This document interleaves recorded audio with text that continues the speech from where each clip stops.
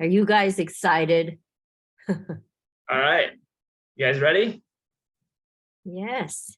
All right, before I begin, I just want to thank Sumi and MJ for the opportunity to present to all of you guys. I'm very excited. And I'm also excited that some of you are from Korea and also from the Philippines and out of the US. It's very exciting to have you folks here as well. I was able to take a look at the TaleTree website, and Sumi sent me some good videos from some students from TaleTree. So I just wanted to also give some recognition to Cody and Kamangi for their Besties Forever video clip. And also the animation from Jaya Kim was also very good. So thank you for that, Sumi. And then also Sasha for the TaleTree song. I love the ukulele part. At the end of this presentation, you'll see in a video clip that we have that it actually, you'll show our appreciation for the ukulele as well with the video clip that we have. Mm-hmm. And in regards to TaleTree Friends, well, first of all, I love the mission to be committed to finding a child's or a young person's special gift. That's very, very important.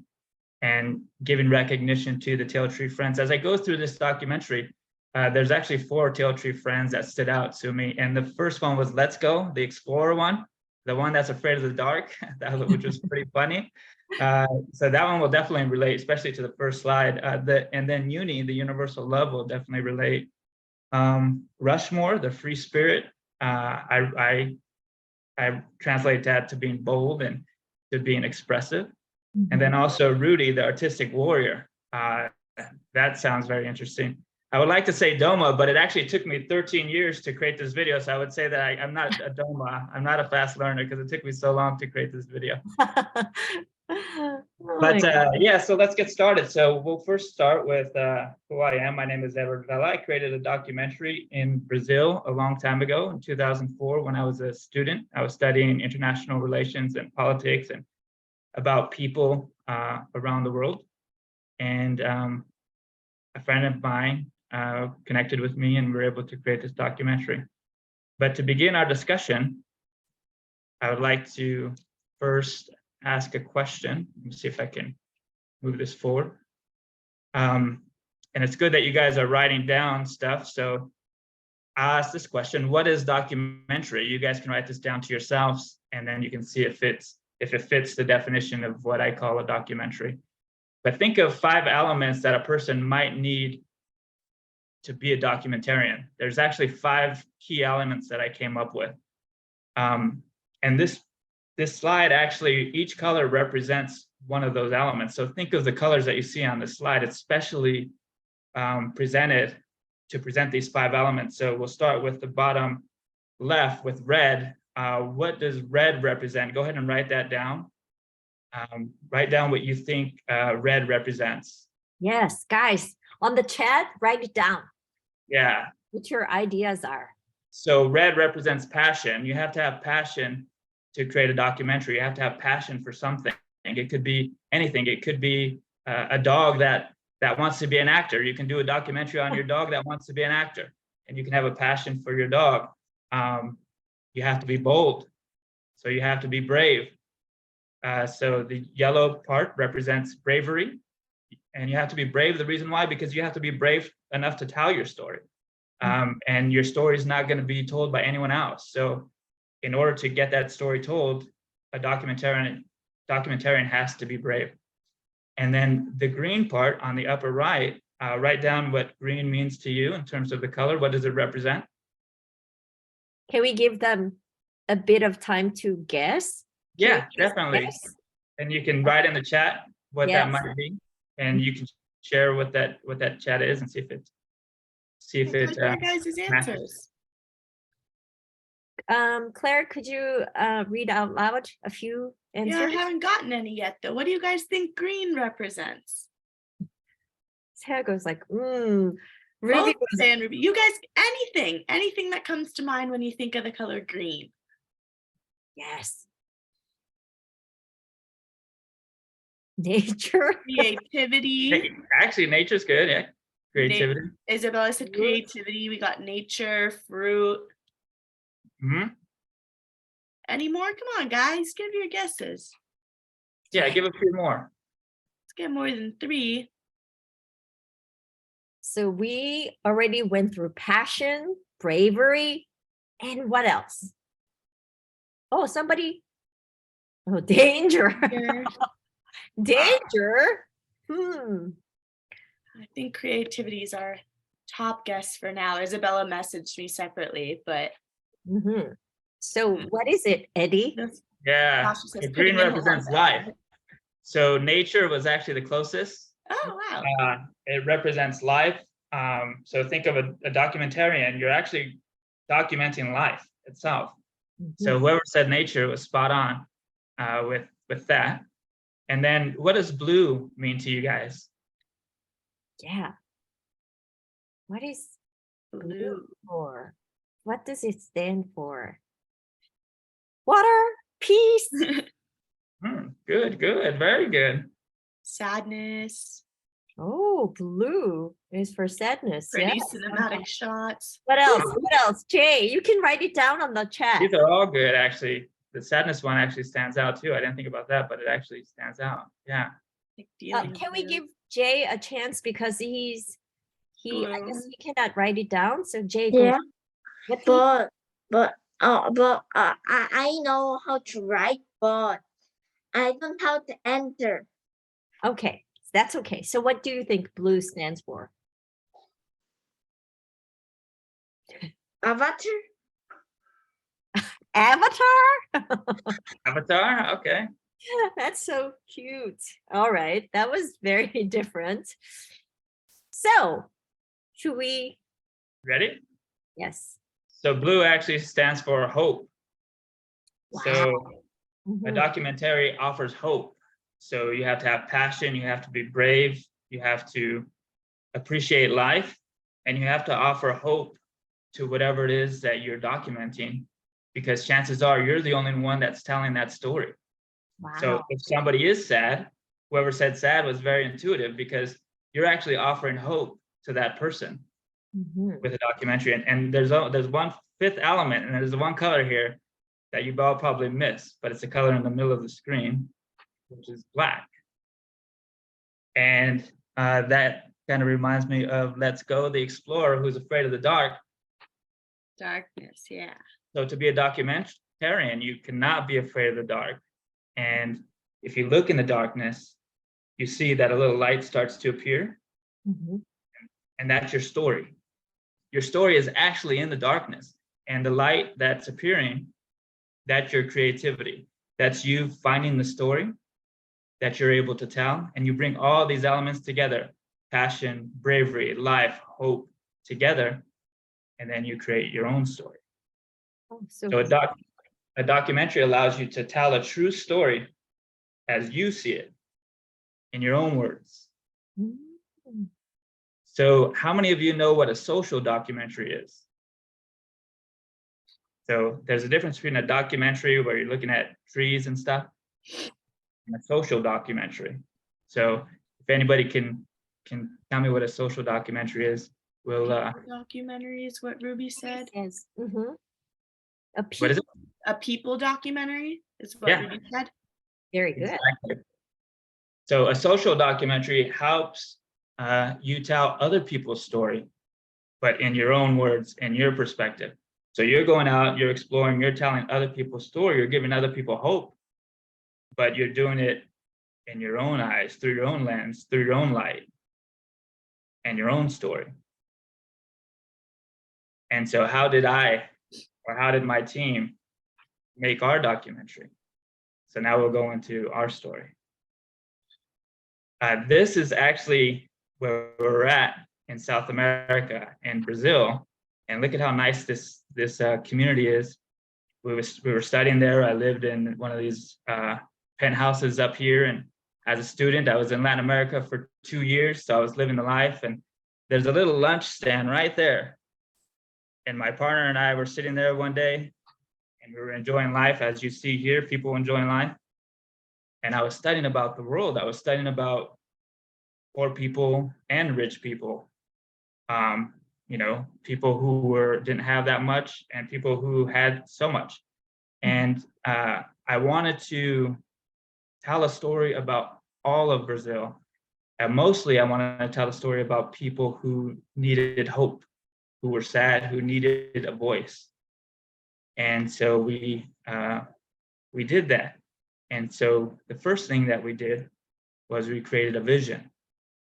And this was our vision. If you take a look here, this is Copacabana. Everybody who knows about Brazil knows about Copacabana. That was the scene that I just showed you. Very beautiful people, very beautiful scene. You're on the beach, very fun. But in this city over here called City of God, up in this hill, nobody was telling these people's story. Nobody was going into this community and offering them hope. And we were able to get stories from other people outside of that city, but not people inside of that city. So what I decided to do is I decided to create a team and go into that city. So that we went into the city. This is Freddie, my co-director. This is us here. And Gilsone was our guide into that city. So he was able to introduce us to everyone in that city. So then we found our story. And this is Nilsa. Our story is actually about her. Mm-hmm. And then in 2011, we went back with a more professionalized team than just Freddie and myself. And this is Yelena De Leon. She's actually a professional in the film industry. So she helped us professionalize our content and our story. Mm-hmm. And then this is Josue Zeta. He actually helped us with the cinematography of our film and get these beautiful pictures and these beautiful views of the city that we actually went into. And this was the story that we made. So we did offer hope. Whoever said hope, thank you. Or whoever said sadness and hope, thank you for saying that, because that's exactly what we did. And our documentary is called God's Tenets, and it's a story about a mother who was sad, searching for her daughter. And this is her right there. Her name is Nilsa, and this is her daughter, Sabrina. And we told the story in LA in 2018. So we put this story in the LA Brazilian Film Festival. We put this film in the LA Brazilian Film Festival, and we actually won. And we were the only film in that film festival that sold out of the film festival. So there was standing room only. So this story, even though it was about one person on the other side of the continent, mm-hmm. was able to resonate with so many people locally here in LA, California, that people from the community just came so they can see this one woman's story on the other side of the continent. And this was me, with the directors of the film festival and some people from the industry. So we kind of teamed up, and then Freddie was with actors from the film festival. So we kind of teamed up, and I guess that team actually was able to bring a lot of people together as well. So having a team is very important for me. I like to write and tell the story, and Freddie likes to edit the story. So the combination of us both, we're able to, by the grace of God and by luck, we're able to tell a great story that was able to offer hope to somebody, but then also inspire other people on the other side of the world. Eddie, so you think it's easier to work on a story like with a friend? Yes. So because we have, like our kids that have been with TaleTree for a long time now, and mm-hmm. can they actually make some movies together? Do you think it's possible? Yeah, and that's why exactly why I put this slide together, and I incorporated the team. Freddie was just as important to this documentary as I am to this documentary. Mm-hmm. And I'll tell you the story of how this documentary actually happened. Freddie was a filmmaker who was just filming random stuff in Rio, and I was a writer, and I was writing stuff that I was seeing in Rio, and we happened to be roommates. So on that little lunch stand that I showed you, we were hanging out there one night, and Freddie was showing me these clips, and I told Freddie, you know what, these are some cool clips, but there's no story involved. And he said, well, what are you doing? And then I said, well, I'm writing. He said, yeah, you're writing, but nobody's going to read your story. So I said, okay, well, what are we going to do about it then? And Freddie said, why don't we make a documentary? And I said, of what? And he said, we can go into the favela, which was that little city, and we can document there. So we ended up going into the favela, and I was taking a camera and shooting random stuff. And Freddie was like, this stuff is garbage. Let me go in there with you. So he went in there with me. We started the filming, started getting better and better and better. Story started getting better and better and better. And then my grandmother had passed away. And at that time, I was already in Brazil, so I wasn't able to come home to see my grandmother or to go to her funeral. And then women were on my mind. As I saw these people in the community, it reminded me of, I gotta go be home with my grandma. And then all of a sudden, the focus started becoming, how are women surviving in this community? And then I told Gilson, my guide, to show me women in this community. Mhm. So I can document how women are surviving this and amongst this city. So he took me, and that's when I met Nilza. So if I hadn't have had the team that I had, which the first people were Freddie and then Gilson, I wouldn't have had a story. I wouldn't have had access. So a team is very important, and your team member is just as important as you are in terms of coming up with the story and coming up with the idea. So yeah, it's very important. Just one clarification, guys. Like, he's talking about Brazil, right? You guys have heard of the country Brazil, the name? You guys probably don't know and have never been there. But it is a country down in South America. And you guys probably know the country through the name Amazon, the river, the big river. A lot of it is in Brazil. And he is talking about this community in Brazil, which is very poor. And there's a bunch of these poor communities in Brazil called favelas. And he happened to get to know some people in one of those favelas, which is, again, like a very poor community, which you guys might not be so familiar with because you guys are in pretty, wealthy neighborhoods, and you guys might not ever see anyone that's like super poor. But anyways, like, if you guys don't know anything about Brazil, it's something that he's going to talk about today, and you can do some more research on your own and learn a little bit more about Brazil. Yeah, and in Brazil, you guys have probably seen samba dancing. You guys have probably heard a lot of great Brazilian music, great Brazilian artists that you've seen throughout the world.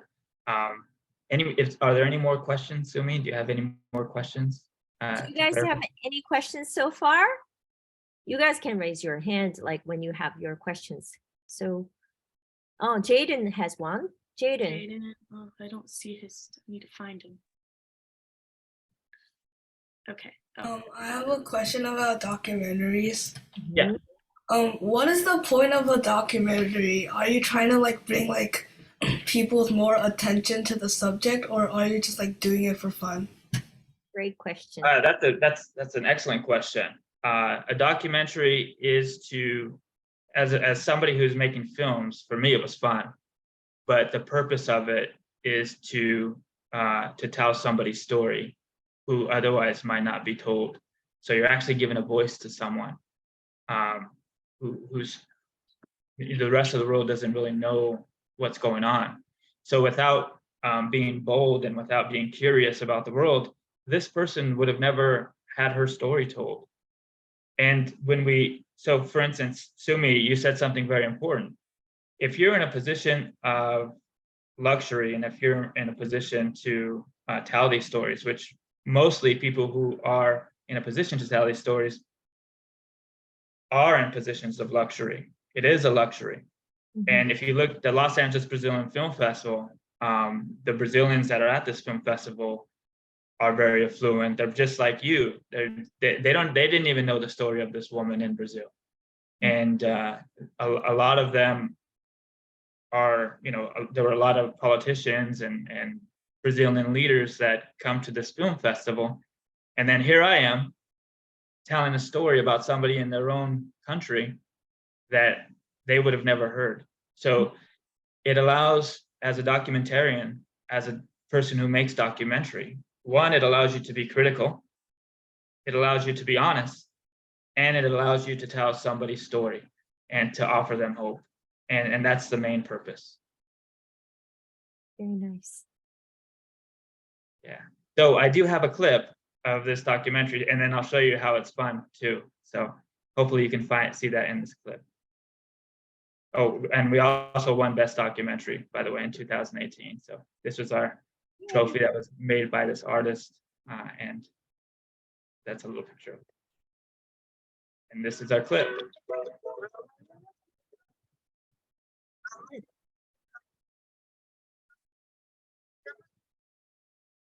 Oh, I think the sound. Yeah, it was there for a second.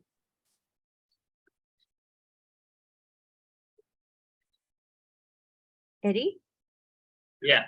you Is might yours- want to hop sorry. through, because I think like the audio is not coming through.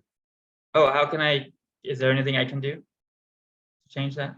I think it's too late, because the only way you can probably do it is to put it out on a video platform like Yeah. YouTube or something. But yeah, Yeah. Well, I'll just show you. It's just a 30-second clip or so. You guys can see it, and The then I'll sound give was you. there at the start, but no, but Yeah, it's that's blocked. what I was afraid of. But I'll give you guys the YouTube handle and or the socials to be able to look at the full documentary as well. But we'll just take a look at the clip. And it was fun to go in there as you saw, on a motorcycle and film the city and see people, enjoying themselves or how they live in the city.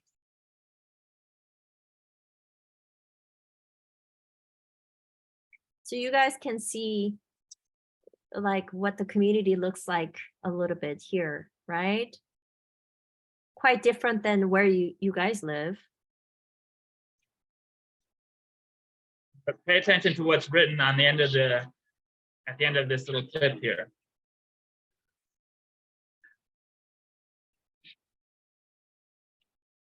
Faz 7 anos que a gente soube dela.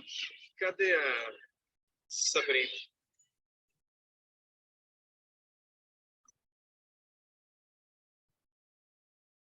So that was it. So the documentary is called God's Tenants. You can go on these social media channels and YouTube, Instagram, and Facebook, and put in God's Tenants, and you'll be able to see the full video as well. So basically, it's a story about a mother searching for her daughter, and we followed her for about 11 years until she found her daughter. And it took us about 13 years to create this whole documentary. So it was a pretty big process. And you'll be able to see the full documentary online on YouTube. We actually just posted it today in anticipation of having this discussion. So my partner, his name is Alfredo Avila. This is his social media stuff, and then that's me, Edward Vela. And that's it. So now it's time for you guys to tell your own story. And Could you thank you. actually, Eddie, could you tell a bit more about the story itself? Yeah. So the story of Nilsa, she actually has about 11 children. So this And- lady here in the picture, she has 11 children, huh? Yeah. And you would think like, okay, a woman has 11 children. Why does she have 11 children? Your mind will automatically ask these questions, which is normal, natural. And one of her daughters ends up going missing. And then you'll ask, like, why did her daughter end up going missing? What happened? So her daughter actually went missing because she actually ran away at 9 years old because she was trying to find a better place to live. And as somebody at 9 years old who goes missing, it's very dangerous for them because the outside world might not have their best interest in mind. So it also goes into the story of economics and the story of what happens to somebody who goes missing at a very young age, especially a young girl. Mm-hmm. And then it goes into the story of poverty. And if you look at our documentary, which I encourage you guys to do, it starts off with the discussion with my professor. He was one of my political science professors. And the discussion, we asked the question, why does poverty exist? Mm-hmm. And he's going into it, and he's talking about how it exists because it's a cycle. First, it's an economic condition, then it becomes a cultural condition, then it becomes a way of life. Mm-hmm. And so this film shows the conditions of poverty, and it doesn't blame anyone. It just tells the story Mm-hmm. through one woman who is experiencing a tragedy, and that tragedy happens to be her daughter is missing, and so she's trying to find her daughter throughout the story. Yes, you guys, sometimes you guys maybe hear about like a child is missing from news, and that could be that somebody kidnapped that little child. But in this case, as he explained, it's not like somebody took her. She left. And why did she leave? That's the whole point. Like there's probably a lot of sad stories behind it, right? And that's what Eddie was curious about. And that's why he made this film. Yeah. And did you like, are there some, I mean, I know that like this could be a little bit shocking to the kids, but are there some stuff that you can share about Yeah, what happened? Yeah. So if you take a look at this city here, right? Mm-hmm. This is actually where she went. So somebody who lives in a favela in the city of God,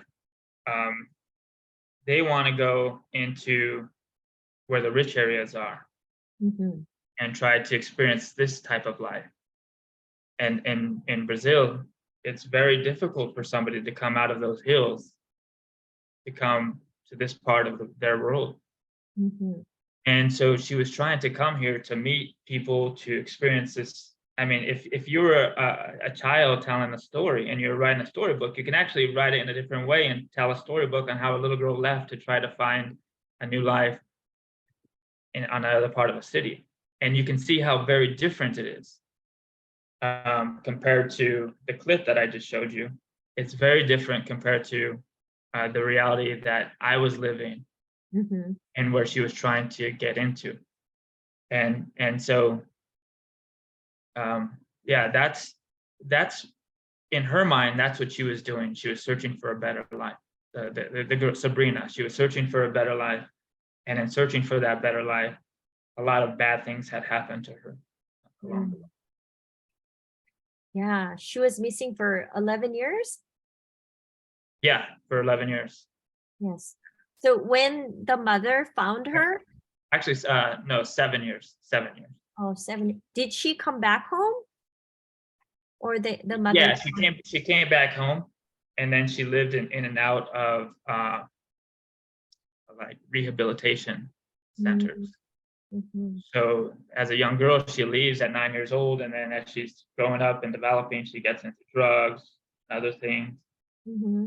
and then the government finds her. They put her into these rehabilitation centers, and then they try to connect her with her mom to connect again.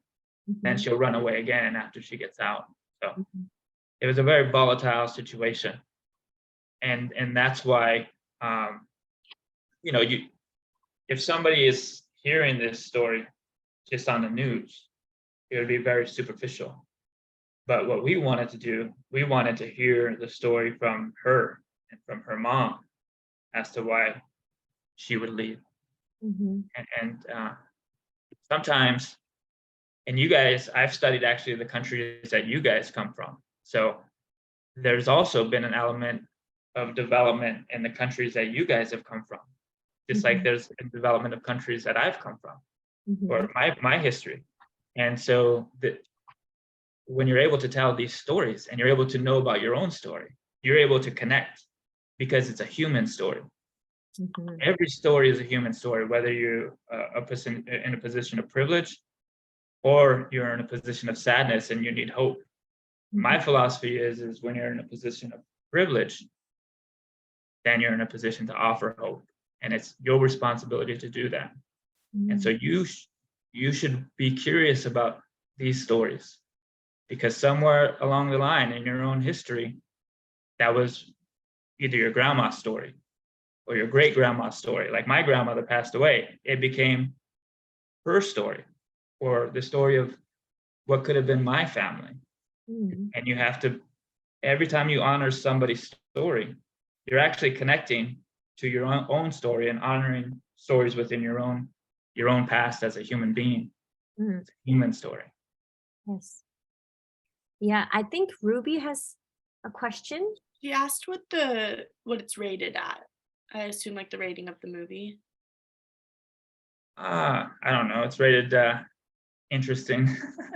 It's rated I. Yeah. There's no real rating. I think it's an intellectual documentary. We also kept it fairly clean, so there are a lot of kids there with their moms and their grandmas. Mhm. So I would say it's family friendly, and it's good that you asked that question. So if you do watch this documentary, definitely watch it with your parents, because they're going to be able to help you contextualize what you're seeing, and then they'll be able to explain the context of what you're seeing and what you're hearing. It's a very good documentary to watch with your grandmother or your parents, to be able to learn more about the world. Mhm. And the good thing is the documentary itself, if you go online, you can actually it can be translated in Korean. So there's if you go to the captions on the top right side, and if you go to automatic translation, you can choose Korean or Tagalog or whatever country you're from. Mhm. And if you want to watch it with your grandparents who might not speak English, or your parents who might not speak English, or even yourself, you're able to watch it in your own language. Cool. And Precious, do you have something to say? Go ahead. Where can we watch your documentary? So we're Yeah. going to share that link later, as you Yeah. said. Mhm. So you can watch it here. If you go to God's Tenets, you can go to YouTube and you can watch it there. So guys, we're going to send out the links later, so you can, as is recommended, try to sit with your parents or like your big sisters, brothers, somebody that's much older than you, so they can help you understand certain things, because it might be a little bit hard for you to understand everything, right? The storyline you already know. It's about this girl, Sabrina, who was only 9 years old. But she was one of the 11 children in this very poor family in Brazil. And she was missing one day. And what happened?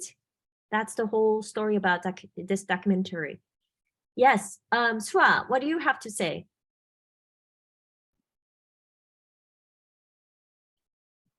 If I can't just in case if I can't watch it with my parents, can I watch it with my friend, because she's really wise and she knows everything. Definitely watch it with your friend, for Yeah, sure. you just want to Aw. make sure you understand the meaning of the documentary and the story that's being told. And Sua, that was so sweet of you to I think know, I'm about sure your your friend would love to hear you say that. It's very nice. Yes. Yeah. And How this long? Oh, sorry. documentary was meant to share with people. And so remember the little light that we had? So it's meant to offer light to different subjects. So definitely share it with your friend. Yes. And Precious, what do you have to say? Is Sabrina the youngest, the middle child, or the oldest? Also, You mean Sabrina? Was she the oldest? No, she was like probably the seventh child, I think, seventh or eighth child. So very down the line. Yes. Oh Yeah. yeah, I might want to watch it with my other friend Manuela because she's also from Brazil and she has that picture. Mm, Okay, that's awesome. Yeah, and she would be able to translate it in Portuguese too, and maybe she'll find some mistakes and she'll be like, that's not what that meant. But yeah, Mhm. it's great. Definitely watch it with your Brazilian friends too if you have the chance. They will Mhm. definitely be helpful in helping you understand. And Ruby, what are you talking about in the chat here? Is everything okay? can you take it offline, Claire? Yeah. So Eddie, like you mentioned, one of the great things about documentaries is to offer hope.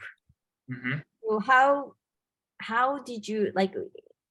What was the greatest outcome from making this documentary for the family? I would say the greatest outcome for the family, and it's still in development actually. Mhm, But Freddie actually went back, mhm, and that's why again that's important to have it's important to have a good partner who's actually just as engaged as you are. So Freddie actually went back and he showed the film to the community mhm, and to that family, to Noosa's family. So it's one thing for a mother to tell the story or whatever, but it's another thing for a documentarian to actually tell your story. mhm, So Freddie actually was able to bring the whole family together and then the community together to watch this story to learn about themselves. mm, So it offers self-awareness, mhm, um, self-reflection, and a sense of dignity because you're learning your own story. mhm, And as you guys know, uh, people want to tell their story or your story right now in the US, and it's not, chances are 90% of it's not accurate. What we try to do is provide the most accurate story to offer the most dignity to the person whose story we're telling. And then we actually went back and we gave the story to the community. We gave it to them. mhm. This is your story. You can show it to your family, your friends, whomever. And this is what we've learned from you.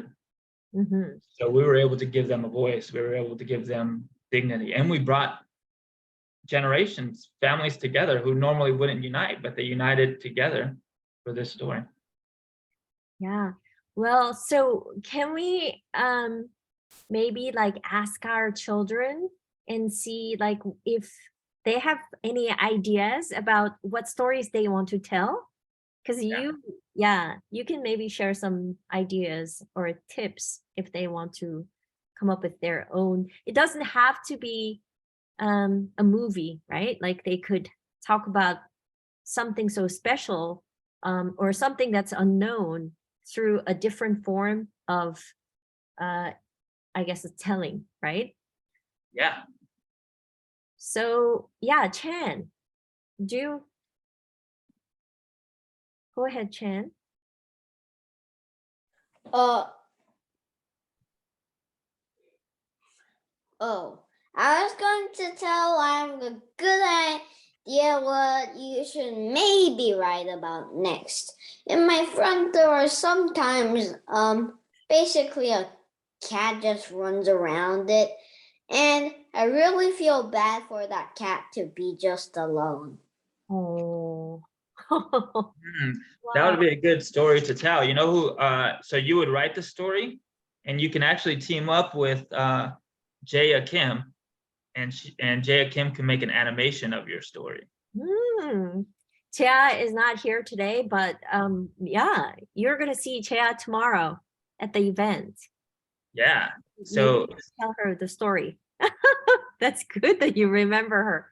Yes. yeah. So Chan, you have to be a leader. You have to being a leader is to find people who might not have the talent that you have, but they have other talents, and then you can come together and then you share the vision of telling your cat's story, Mhm. and she can Oh, help you, or he can help you with that. well, maybe later. Yes. Because right now I'm working on my latest comic, Ponzi 8. Oh, nice. Tell us about that. Oh, well, I've got a whole series 1 to 25 up there. That's awesome. Hey, is it going to be a animation or is it going to be a movie? Oh, well, it's basically just going to be a graphic novel, I guess. Yeah, Okay. very long. He could totally turn it into a movie. He has multiple books and chapters. It's a very cool story. Yeah, Keep me posted. Keep me posted on that for sure. it's a story. It's a series of stories about Pond the turtle and Seni the shark. They're friends. Oh, I like sharks. So Yeah, I'll share one of the episodes later. Okay. yeah, share it with me for sure. Definitely keep me posted. That's been very interesting. Yeah. Jane, do you have something to say? Go ahead, Jane. Yeah. I made this book Mhm. and working on them. I'm on the 5th page of it. It's called the Super Vegetable Tea. Do you want to show him like what you Yes. have worked on so far? Okay, Yeah. I'm gonna stop sharing. So you can kind of show yours. It's actually a very cool story. Eddie, like you're gonna love this. So if you can see it, Yes, see it Eddie? Yes. here.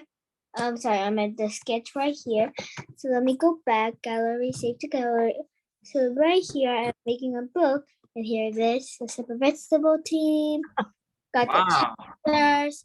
I have chapter 1, which this is the first page, second page, third page, fourth page, and fifth page.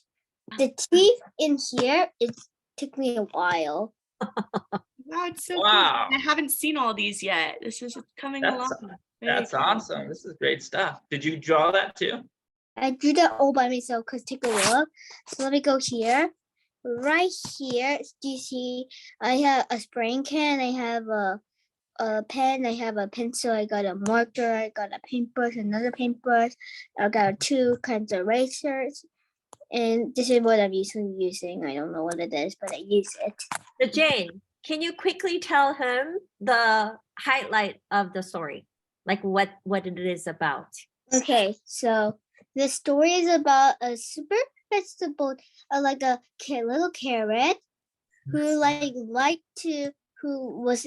who liked this book called Super Vegetable Team, and he likes all about it, even action figure. But there's like this evil chocolate. He had planned the evil plan, got a superpower potion, but he's gonna use it to destroy the vegetable world.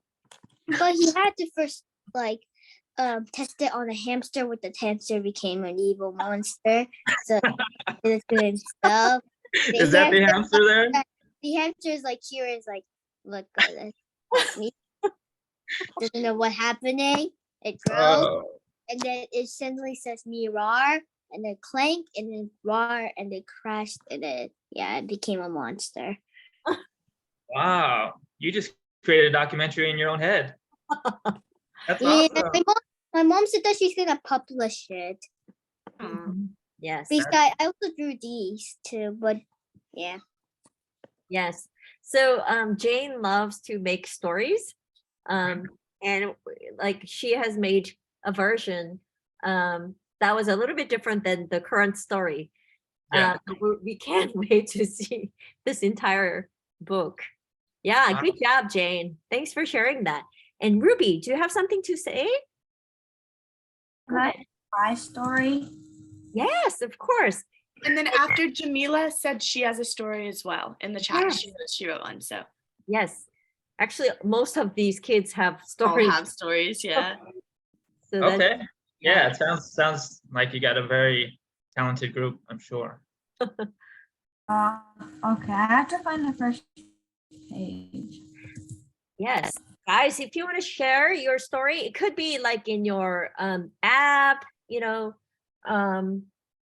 like in your paper or whatever, like whatever form, it doesn't matter. So yeah, Okay. you have a lot of stories too. So feel free to share your story as well. And Jason, like if you want to share your comic story. From Also. Aura to Bad Bunny, Baby Bunny. Nice. Okay. So Um, so honey, we are not seeing anything but your Zoom page. you can't. You might want to close out and then come back. I mean, not come back, but like open Hold again. on a second. See now? Yes. Okay. I guess I was sharing the wrong thing. And then I was like, oh, okay, I was on screen. All right. So I'm making a story about like a girl called Ruby Cat. Sorry, one second. This is her right here. She's a werewolf girl. She's lived on her own for like, let's see, how long? 7 years. So then she just beats people. She meets people? Yeah, this is Nimona. And this is Penny. Penny's scared and does not want to go near the thing that she thinks is a thing. But Nimona's like, okay, let's be friendly and go say hi. She's like, oh, duh. So she just says, okay, so yeah, I guess. And then she's gonna leave. Okay, bye. About to go off a cliff. She looks down, she says, okay, I'm not gonna do that. Even though I don't really show it here, she just turns around and then she's gonna run away. Nimona says no, because she doesn't want her to leave. I was very surprised when she said like the werewolf was about to jump off. She probably, her phone probably would have saved her. That's interesting. So it sounds like you have a friend that looks after the other friend, and the friend that needs help is always getting into trouble. It's not that, they're not friends yet. I'm still working out. Okay. I forgot her hair in the slide, but Nice. Wait, I like what it. happened? I'm not sure what happens, Ruby. It just kind of. You have more? Do you want to show the next few pages? Yes. Ruby, I think you're muted. I don't know what the heck happened. It just like went out, and then Edward was kind of, or Eddie, he was just kind of like blurry for a second. Oh, you can continue. Tell me more about this story. I like it. So after she decided to just stay, she's hungry. Nice. Pages are very out of order. And then, so one of them gives her a sandwich. Oh, just so you know, there's another person there. You just can't see him, and he comes into the story later. So she sees a sandwich. Okay. And then this one I think is Jimmy's favorite. Like this friend basically. Her boyfriend. What is that? What is that there? Can you... The main character is on her boyfriend. Okay. So her first love. I like that. And what is she's wearing a red hat? No, he's not like a really huge one on the ground. What is she wearing on her head? Or is that a heart? That's hair. Oh, that's Aren't they cat ears, Ruby? Wolf ears, I guess. Or wolf ears, yeah. Nice. So then just basically slide. That's cool. I don't want to show the other two, but here she's confronting her worst enemy. I'm just kidding. A guy. I'm just kidding. So the guy doesn't like her at first because she's like really different, you know? So she's like, okay, stop criticizing me, get out of here. But he actually just comes to like her eventually. And then that's all I have. I can't draw this anymore. So the thing about Ruby is she loves cats. So she keeps drawing some stories or making some stories about different types of cats, and she also does like campaigns by drawing like different animals, and she wants to save them. So Oh, nice. yeah, she's That's done awesome. a lot of like really well-intended creations actually. And Nice. I know we're already out of time, but should we show just one more? Yeah, Seah, you want to try? Okay. So Seah is another person who loves to make stories. Yeah. Can you hear me? Yes, I'm going to spotlight you. And I'm kind of a little bit nervous about this. oh, don't worry, honey. So this is my scary story.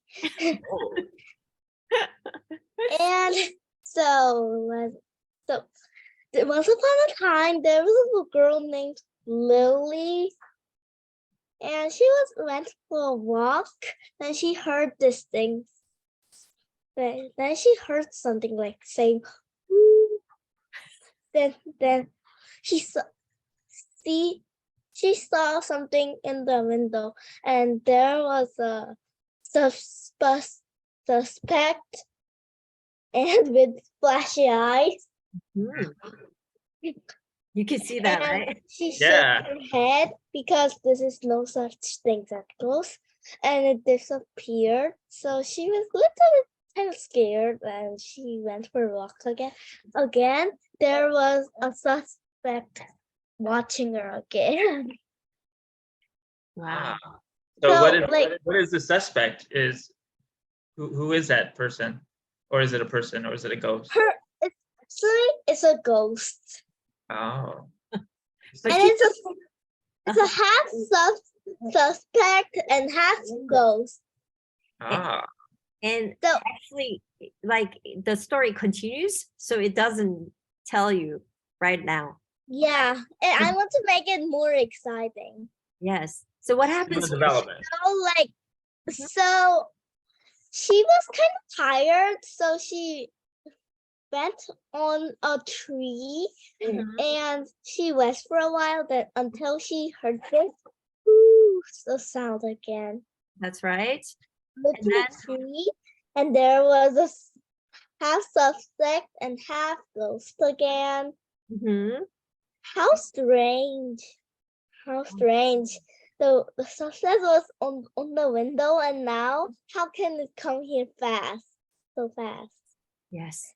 So I mixed up the story. So, anyways, the suspect was spying on her, and she saw him, and he shook her head. No, there's no such things as ghost, and it was disappeared. Then she turned away. There was a suspect glaring at her with the flashy eyes, pum pum, and she thought, this is fishy. Continues. Yes. So don't you think like all of the expressions on the face are so good? Yeah, and it doesn't seem like is she afraid of the ghost, or is she interested in getting to know what the ghost is? It doesn't seem like she's too afraid of the ghost.